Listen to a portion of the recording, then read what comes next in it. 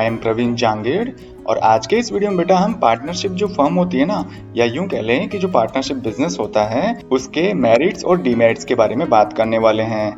आज के इस वीडियो में हम ये देखेंगे कि कोई भी व्यक्ति या व्यक्तियों का समूह यदि पार्टनरशिप के थ्रू अपना बिजनेस करना चाहता है तो इससे उनको कौन कौन से फायदे मिल सकते हैं और कौन कौन से उनको नुकसान का सामना करना पड़ सकता है। तो चलिए बेटा बिना किसी देरी के शुरू करते हैं। यदि हम पार्टनरशिप बिजनेस के मेरिट्स की बात करें, मतलब इससे क्या क्या फायदे हो सकते हैं, तो उसमें फर्स्ट मेरिट हमारे सामने निकल के आता है इजी फॉर्मेशन एंड क्लोजर। क्योंकि बेटा आपको पता है पार्टनरशिप जो बिजनेस है ना, वो करने के लिए आपको किसी भी तरह के रजिस्ट्रेशन की जरूरत नहीं पड़ती है। केवल जो भी पार्टनर मिलकर काम करना चाहते हैं उनके बीच में एक एग्रीमेंट हो जाता है और उस एग्रीमेंट के बेसिस पर, उन रूल्स एंड रेगुलेशंस के बेसिस पर आप अपने बिजनेस की शुरुआत कर सकते हैं। यदि हम क्लोजर की बात करें तो जैसे ही आपने पार्टनरशिप के थ्रू जो काम लिया था, अगर वो काम फिनिश हो गया है, उसके लिए कोई अलग से आपको अप्रूवल लेने की जरूरत नहीं रहती है गवर्नमेंट से। यदि हम सेकंड मेरिट की बात करें तो वो है बेटा no burden over single person. क्योंकि आपको पता है पार्टनरशिप बिजनेस क्या होता है, ग्रुप्स होता है लोगों का, 2 से ज्यादा बंदे तो होते ही हैं। तो यहाँ पर जो भी जिम्मेदारी आएगी, जो भी काम किया जाएगा पार्टनरशिप बिजनेस में, तो उसका भार, उसका जो बर्डन है वो किसी सिंगल पर्सन पर नहीं रहेगा। वो जितना भी रिस्क होता है, जितना भी लॉस होता है और जितने भी काम किए जाते हैं वो सब लोग मिलकर काम किया करते हैं, जिनको कि हम यहाँ पे पार्टनर्स बोला करते हैं। ठीक इसी तरह से यदि हम थर्ड मेरिट की बात करें तो वो है मोर funds. Money is contributed bye all the partners. आपको पता है पार्टनरशिप बिजनेस में मैक्सिमम 50 पार्टनर्स मिलकर काम कर सकते हैं। तो जितने भी पार्टनर मिलकर काम कर रहे हैं वो सब अपनी तरफ से कोई ना कोई पैसा तो जरूर देंगे और इसी चीज की वजह से makes possible to raise a large amount of funds. और इसी की बदौलत बेटा बहुत सारा जो पैसा है वो इकट्ठा हो जाता है in compare to a sole proprietorship. Sole proprietorship में क्या होता है, बिजनेस चलाने वाला एक ही बंदा होता है तो उसके पास में फंड्स की कमी रहती है। लेकिन पार्टनरशिप में इस प्रकार की समस्या का सामना नहीं करना पड़ता, क्योंकि यहाँ पर 2 या 2 से ज्यादा बंदे मिलकर अपना बिजनेस किया करते हैं। यदि हम बात करें फोर्थ बेनिफिट की तो वो है sharing risk. All the risk, मतलब यहाँ पर हम रिस्क का मतलब क्या समझते हैं, लॉस, मतलब किसी भी तरह का नुकसान हो जाना बिजनेस में। तो इस तरह की जो रिस्क है बेटा वो सभी पार्टनर्स के द्वारा शेयर की जाती है। मतलब एक अकेला पार्टनर या जो 2 पार्टनर है वो मिलकर पूरी रिस्क को नहीं उठाते हैं, जितने भी पार्टनर्स हैं वो सब मिलकर उस रिस्क को उठाते हैं। इससे क्या होता है, जो रिस्क है वो सभी पार्टनर्स में डिवाइड हो जाती है, हर के हिस्से में बहुत कम मात्रा में रिस्क आ पाती है। अगर हम बात करें फिफ्थ बेनिफिट की तो वो है बेटा secrecy. A partnership firm need not require to publish its accounts to the public in the newspaper like company। मतलब कंपनी की तरह जो पार्टनरशिप फर्म होती है ना, या जो पार्टनरशिप बिजनेस होता है, उसको अपने जो फाइनेंशियल अकाउंट्स हैं, जो भी लेन देन वो करते हैं, तो इनका पब्लिक में अनाउंसमेंट नहीं करना पड़ता न्यूज़पेपर में खबर छपवा कर इस तरह से, which help in maintaining secrecy of information. और इससे क्या होता है, जो भी पार्टनरशिप बिजनेस के जो भी फाइनेंशियल डॉक्यूमेंट है, किसी भी तरह के जो कॉन्ट्रैक्ट वगैरह साइन किए हुए जो पेपर्स होते हैं वो सीक्रेट बने रहते हैं।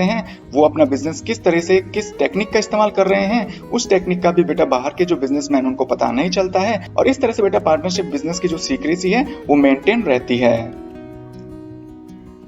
जैसा कि बेटा हम सबको पता है कि एक सिक्के के 2 पहलू होते हैं। पार्टनरशिप बिजनेस करने के दौरान जो आपको फायदे मिलते हैं वो एक पहलू हो गया, मतलब वो अलग चीज हो गई। लेकिन इस बिजनेस को करने के दौरान आपको कुछ नुकसान भी उठाना पड़ सकता है, या इस बिजनेस के कुछ अपने नुकसान भी हुआ करते हैं। तो ऐसे ही नुकसान में फर्स्ट जो डीमेरिट निकल के आता है वो है unlimited liability. Partners are liable to repay debts even from their personal resources in case the business assets are not sufficient to meet its debt। मान लीजिए पार्टनरशिप जो फर्म है या जो बिजनेस है उसने किसी से लोन ले रखा है और जब लोन को रीपेमेंट करने की बारी आती है तो इस सिचुएशन में क्या होता है, यदि मान लीजिए बिजनेस के एसेट्स भी सफिशिएंट नहीं है कि बिजनेस के एसेट्स को बेचकर हम वो लोन जो है उसको रीपे कर दें, तो ऐसे सिचुएशन में बेटा पार्टनर्स की अनलिमिटेड लायबिलिटी होने की वजह से सभी पार्टनर्स को अपनी जो पर्सनल प्रॉपर्टी है उसको बेचकर भी उस लोन को चुकाना पड़ सकता है। अब जरा सोचिए, एक कंडीशन ये भी हो सकती है कि a rich partner will have to repay entire debt in case the other partners are unable to do so. अब मान लीजिए जैसे 10 पार्टनर हैं, उनमें जो 1 या 2 पार्टनर वो अमीर हैं, तो अमीर जो पार्टनर है उनकी जो पर्सनल प्रॉपर्टी होगी वो ज्यादा होगी और जो बाकी के जो पार्टनर्स हैं वो तो इस लोन को रीपे कर नहीं पाएंगे। तो अब होगा क्या, जो अमीर पार्टनर है उसको ही सारा का सारा कर्जा चुकाना पड़ेगा। तो इस तरह से जो अमीर पार्टनर है उसको भी इसका नुकसान झेलना पड़ सकता है। अगर हम सेकंड लिमिटेशन की बात करें तो वो है बेटा लिमिटेड रिसोर्सेज।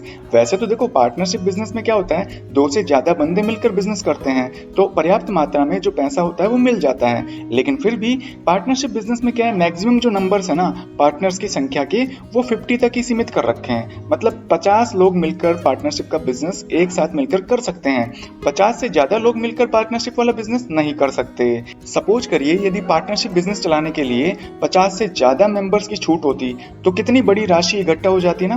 क्योंकि अब क्या है कि पार्टनरशिप बिजनेस में केवल और केवल 50 बंदे मिलकर काम कर सकते हैं, इसलिए जो भी पैसे इकट्ठे होंगे वो एक लिमिटेड क्राइटेरिया में ही रहेंगे। यदि हम बात करें थर्ड लिमिटेशन की तो वो है बेटा कॉन्फ्लिक्ट्स। कॉन्फ्लिक्ट्स का मतलब होता है टकराव होना, मुठभेड़ होना, विचारों का नहीं मिलना। तो sometimes difference in opinions on some issues may lead disputes among partners. क्योंकि आपने एक कहावत तो सुनी होगी, जहां दो बर्तन रहते हैं वो खड़कते जरूर हैं। तो इसी तरह से जो ये पार्टनरशिप बिजनेस है ना, इस बिजनेस में एक से ज्यादा बंदे मिलकर बिजनेस किया करते हैं तो कभी ना कभी एक चीज को लेकर उन पार्टनर्स के बीच में कोई ना कोई इश्यू तो बन ही जाता है। कभी कभार तो ये भी होता है बेटा कि किसी काम को मान लीजिए पार्टनर्स को करना है, अब वहां पर 10 पार्टनर हैं, 10 में से 2 पार्टनर तो ये कहते हैं कि हम इसको इस तरह से करेंगे, बाकी 8 पार्टनर ये कहते हैं कि हम नहीं इस तरीके से नहीं करेंगे, उस तरीके से करेंगे तो अच्छा रहेगा। तो इस तरह से विचारों के न मिलने की वजह से उनके बीच में मनमुटाव होता रहता है। यदि हम फोर्थ डिमेरिट की बात करें तो वो है लेक ऑफ कंटिन्यूटी। यदि मान लीजिए किसी भी एक पार्टनर की डेथ हो जाए, या एक पार्टनर रिटायर हो रहा है, या एक पार्टनर जो है इंसॉल्वेंट हो गया मतलब दिवालिया हो गया। दिवालिया होने का मतलब यहाँ ये है कि उसने किसी से लोन ले रखा था और अब वो जो है उस लोन का पेमेंट नहीं कर पा रहा है, तो उसने हाथ खड़े कर दिए कि भाई अब मैं लोन नहीं चुका सकता। तो इस सिचुएशन को हम इंसॉल्वेंसी बोला करते हैं। इसी के साथ में मान लीजिए कोई भी एक जो पार्टनर है वो लूनेटिक कंडीशन में चला गया, मतलब पागल हो गया। तो इन चारों ही सिचुएशन में क्या होता है बेटा, जो पार्टनरशिप बिजनेस है उसको आगे बढ़ाना बहुत मुश्किल हो जाता है। मतलब जो पार्टनरशिप बिजनेस है वहीं पर फिनिश हो जाता है। अब यदि हम बात करें फिफ्थ लिमिटेशन की तो वो है बेटा लेक ऑफ पब्लिक कॉन्फिडेंस। क्योंकि आपको पता है पार्टनरशिप बिजनेस में क्या होता है, जो भी इसके फाइनेंशियल रिपोर्ट्स होते हैं, जो भी इसके फाइनेंशियल डॉक्यूमेंट्स हुआ करते हैं, उनको पब्लिक के सामने पब्लिश नहीं करना पड़ता। मतलब न्यूज़पेपर में उसके बारे में किसी भी तरह की सूचना नहीं देनी होती है। अब इससे होगा क्या कि जो पीपल यानी जो लोग है ना, can not know about the exact financial situation of partnership firm. Partnership की एक्चुअल में फाइनेंशियल कंडीशन क्या है उसके बारे में वो जान ही नहीं पाएंगे, क्योंकि जो पार्टनरशिप बिजनेस होता है ना वो अपने फाइनेंशियल डॉक्यूमेंट को पब्लिकली अनाउंसमेंट नहीं करता। तो इस तरह से लोगों का विश्वास भी इस तरह के बिजनेस में कम हुआ करता है। उम्मीद है बेटा आपको ये टॉपिक अच्छी तरह से समझ में आया होगा। यदि वीडियो पसंद आया तो इसे लाइक करिएगा, अपने फ्रेंड्स में जरूर शेयर करिएगा। यदि आप चाहते हैं इसी तरह के वीडियोस आपकी स्क्रीन पर रेगुलर आते रहें तो बेटा इसके लिए आप मेरा चैनल सब्सक्राइब कर सकते हैं। थैंक यू बेटा।